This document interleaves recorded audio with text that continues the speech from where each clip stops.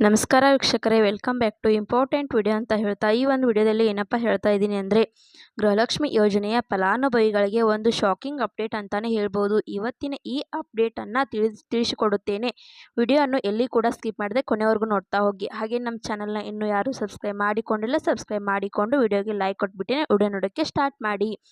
ಹೌದು ವೀಕ್ಷಕರೇ, ಈಗಾಗಲೇ ಥಂಬ್ನೇಲ್ ನೋಡಿದ ತಕ್ಷಣ ನಿಮ್ಮದು ಒಂದು ಮೈಂಡ್ಗೆ ಬರುತ್ತೆ, ಏನಿದು ಇನ್ಮುಂದೆ ಬಡವರಿಗೆ ಮಾತ್ರ ಗೃಹಲಕ್ಷ್ಮಿ ಯೋಜನೆ ಹಣ ಬರುವುದು, ಹಾಗಾದರೆ ಯಾರಿಗೆ ಬರುತ್ತೆ ಯಾರಿಗೆ ಬರಲ್ಲ, ಇಷ್ಟಕ್ಕೂ ಸಹ ಬಡವರಂತ ಅಂದರೆ ಯಾರು ಏನು ಅಂತ ಹೇಳಿಬಿಟ್ಟು ನೀವು ಕೇಳಬಹುದು.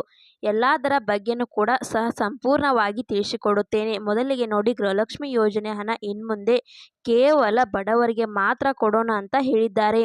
ಬಡವರಿಗೆ ಅಂತ ಅಂದರೆ BPL ರೇಷನ್ ಕಾರ್ಡ್ ಬಳಕೆದಾರರಿಗೆ ಮಾತ್ರ ಇನ್ಮುಂದೆ ಗೃಹಲಕ್ಷ್ಮಿ ಯೋಜನೆಯ ಹಣ ಕೊಡೋಣ ಅಂತ ಹೇಳಿದ್ದಾರೆ.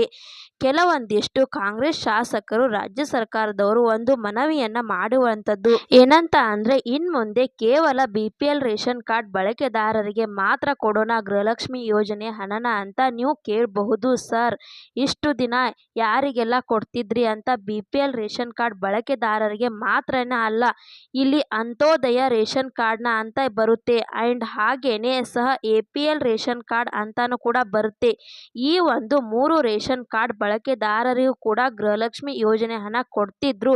ಬಟ್ ಇದೀಗ ಕಾಂಗ್ರೆಸ್ ಶಾಸಕರು ಏನು ಹೇಳ್ತಿದ್ದಾರೆ ಅಂದರೆ, ನಾವು ಪ್ರತಿ ತಿಂಗಳು ಕೂಡ 2,500 ಕೋಟಿ ಅಂದರೆ ಬೇಕಾಗಿದೆ. ಪ್ರತಿಯೊಂದು ಗೃಹಲಕ್ಷ್ಮಿ ಯೋಜನೆಯ ಫಲಾನುಭವಿಗಳಿಗೆ ಬ್ಯಾಂಕ್ ಖಾತೆಗೆ ತಲುಪುವುದಕ್ಕೆ ಸರ್ಕಾರದ ಬಳಿ ಅಷ್ಟೊಂದು ಹಣ ಇಲ್ಲ. ನಾವು ಇನ್ಮುಂದೆ ಬರುವಂತಹ ತಿಂಗಳಿನ ಏನು ಮಾಡೋಣ ಅಂದರೆ ಕೇವಲ BPL ಕಾರ್ಡ್ ರೇಷನ್ ಕಾರ್ಡ್ ಬಳಕೆದಾರರಿಗೆ ಮಾತ್ರ ಕೊಡೋಣ ಅಂತ ಹೇಳಿಬಿಟ್ಟು ಒಂದು ಮನವಿಯನ್ನ ಮಾಡಿ ರಾಜ್ಯ ಸರ್ಕಾರಕ್ಕೆ ಮಾಡಿರುವಂಥದ್ದು.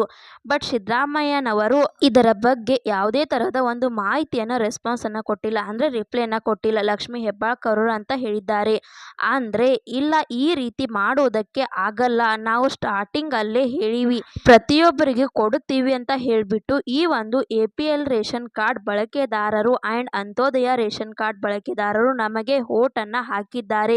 ಈಗ ನಾವು ಈ ರೀತಿ ಅನ್ಯಾಯ ಮಾಡೋದಕ್ಕೆ ಆಗಲ್ಲ ಅಂತ ಹೇಳಿಬಿಟ್ಟು ಲಕ್ಷ್ಮೀ ಹೆಬ್ಬಾಳ್ಕರ್ ಮೇಡಮ್ ಅವರು ಒಂದು ರಿಪ್ಲೈಯನ್ನು ಕೊಟ್ಟಿರುವಂಥದ್ದು. ಸೊ ಕಾಂಗ್ರೆಸ್ ಸರ್ಕಾರದವರು ಈ ಒಂದು ಮನವಿಯನ್ನು ಮಾಡಿರುವಂಥದ್ದು. ಇದರ ಬಗ್ಗೆ ಸಿದ್ದರಾಮಯ್ಯನವರು ಮಾತನಾಡುತ್ತಾರೆ, ಸ್ಪಷ್ಟನೆಯನ್ನು ಕೊಡುತ್ತಾರೆ. ಫಲಾನುಭವಿಗಳು ಏನೇನು ಸಹ ತಲೆ ಕೆಡಿಸಿಕೊಳ್ಳೋದಕ್ಕೆ ಹೋಗಬೇಡಿ, ಇದು ಜನಗಳ ಒಪಿನಿಯನ್ ಮ್ಯಾಟರ್ ಆಗುತ್ತೆ. ಇಲ್ಲಿ ಸಾಕಷ್ಟು APL ರೇಷನ್ ಕಾರ್ಡ್ ಬಳಕೆದಾರರು ಸಹ ಇವತ್ತಿನ ಈ ಒಂದು ವಿಡಿಯೋನ ನೋಡಿರುತ್ತೀರಾ. ನಿಮಗೆ ಗೃಹಲಕ್ಷ್ಮಿ ಯೋಜನೆಯ ಲಾಭ ಬೇಕು ಬೇಡವೋ ಅನ್ನೋದನ್ನು ಕಮೆಂಟ್ ಬಾಕ್ಸಲ್ಲಿ ತಿಳಿಸಿಕೊಡಿ.